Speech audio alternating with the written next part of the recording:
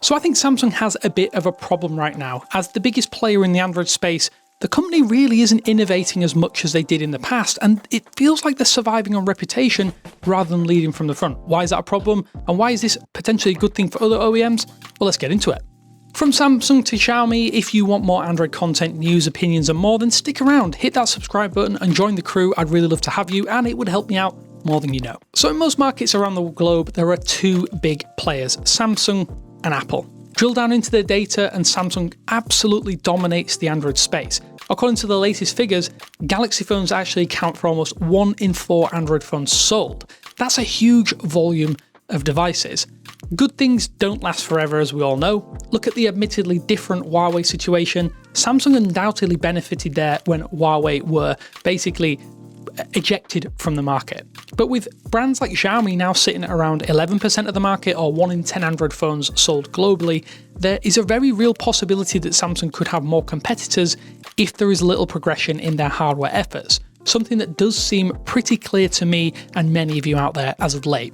The reality is that, at least for the time being, Samsung will continue to be the dominant force on Android. In some ways, they lead the actual industry. As nice as it would be for Google to be a direct competitor, the Pixel lineup likely won't make inroads across the globe. Sure, we could see Pixel phones become a bigger player in the US and Europe, but the rest of the world is likely going to stick to the growing number of cheaper and more readily available Chinese brands. Think Tecno, Infinix, Realme, Xiaomi, and more. What's more, it's no secret that Samsung and Google have been working together much more closely over the past 4 to 5 years, specifically tailoring Android and One UI. This has definitely given the Korean tech giant a bit of an edge when it comes to the early adoption of features, for instance, Circle to Search, Gemini-powered Galaxy AI, plus other little tweaks and tuning that other phones don't get for a little while until after the major Android updates have dropped. The knock-on effect is that the Galaxy update schedule is just getting better and better as a result of that tighter partnership, and also you get 7 years of updates. I think it's incredible just as a value proposition,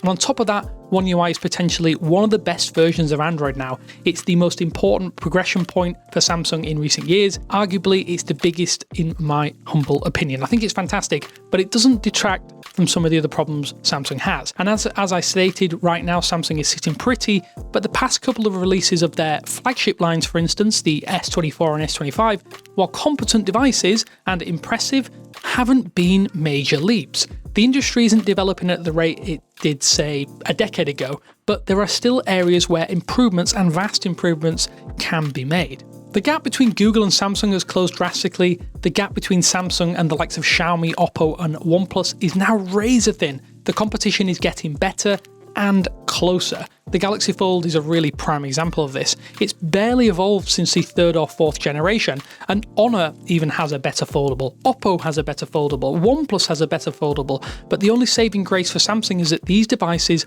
aren't available in all markets for good reason. Even at the low end, I think there are high quality affordable phones that really usurp the Galaxy A series. The mid-range is not an area where Samsung truly competes like it used to, and I think this is where Xiaomi and others have the edge where Samsung could have some really major problems. Phones are getting expensive, very expensive. Lots of people still buy the devices on sell plans and contracts, and if you can get more for your money at $500 or $600 off plan, then you're likely going to do that. Do you really need all the bells and whistles if the core experience is 95% of the way there at almost 50% discount? For me, I don't think this has ever been more pronounced than it has been in 2025. The gap between that mid-range and the high-end is smaller than it ever has been, but the price discrepancy is getting wider and wider. Someone please help this make sense to me.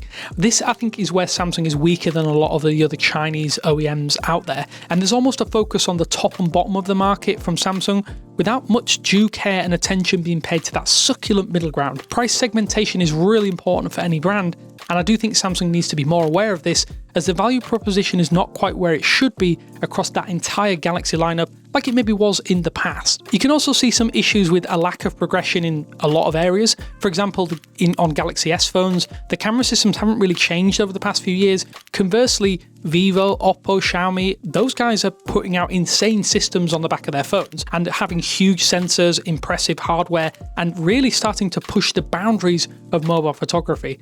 Does that matter? Well, I guess we do still want improvements, because take for example the Galaxy S23 Ultra. The images on that 2-year-old phone and the Galaxy S25 Ultra, the brand new device, well, they aren't all that different. The core system is almost identical for the most part. Even the S Pen has degraded a little, and that's an accessory that almost sells Galaxy S series and previously Galaxy Note series devices. It doesn't have Bluetooth connectivity now like it did last year, so you lose out some features on older phones, or at least that older phones have, by buying that more expensive newer version. Again, someone please out there make this make sense. Samsung led the way with foldable devices, particularly with the Galaxy Fold, although it had problems of its own. The past few releases, well, I have to say, what has actually changed? They've added a new processor, they've maybe changed up one of the lenses on the cameras, that's basically it. I do ask the question, or beg the question, is that enough to justify an update? Isn't this what people used to criticise Apple for, by offering a little new but marketing these as major updates? Personally, I think that without Huawei, we've seen Samsung settle a lot more without a competitor to truly keep the company on the toes. At one point in late 2020, before those bans really started to kick in and hurt the company, Huawei actually briefly shipped more handsets than Samsung, and a lot of people don't actually know this. Since then, I think Samsung hasn't really had a true competitor, at least as such, to effectively force the company to innovate, make changes, or do things to differentiate itself, well, from itself. The status quo hasn't changed over the past few years, but Huawei proved that it can. 5 years on from that mini inflection point, it just proves that Samsung's position as the Android king is not necessarily invulnerable. They still need to adapt to the evolving competitive landscape, address their weaknesses, and continue to innovate to maintain their dominance. The next few years definitely will be crucial in determining whether they can hold on to their crown, especially in those really hard to tackle global markets. For those of you though watching in North America, you basically have two players in the space. It's unlikely that Apple is ever going to lose grip on an almost insurmountable lead. Samsung is the de facto second player in your region, but that could change there too. Google is really throwing money at marketing the Pixel series in North America, and this could be a huge growth area as people seek an alternative and alternatives that offer something different and more impressive. Sales figures are not necessarily going to worry Samsung right now though, but if it can sap at those juicy sales figures year over year, I do think Google can really start to make inroads, and other players may be available in those regions at some point in the future too. I think one of the biggest enemies of progress is complacency, and there is definitely more a whiff of that in Samsung's recent hardware efforts, but at least the software currently looks pretty darn good to me. Let me know what you think. Are you someone who thinks that Samsung has really let themselves down over the past few years? I'm of the opinion that while there are good hardware, and I do use the Galaxy S25 Ultra as one of my main devices, I just wish there was a little bit more there. Let me know what you think down in the comment sections below, and I will speak to you later.